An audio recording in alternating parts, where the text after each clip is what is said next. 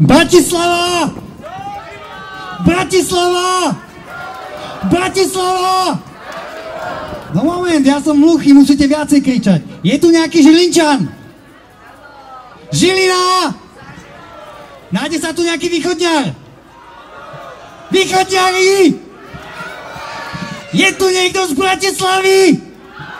Bratislava! To lepšie. Videli sme sa tu pred 4 rokmi, už je to dlhá doba, ale dnes sme tu! Priatelia, máme nespravodlivý zákon, ktorý treba zrušiť. To, čo je nespravodlivé, musí ísť preč. To, čo je kruté, neľudské, musíme zrušiť. Tá najškarečia, najnespravodlivejšia a najkrutejšia veta v našej legislatíve je, žene sa umelo preruší tehotenstvo, ak o to požiada. Toto musí ísť preč, toto musíme zrušiť.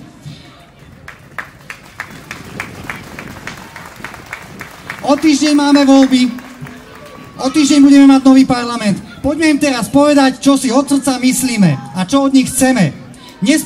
Nespravodlivosť treba čo? Potratový zákon treba čo?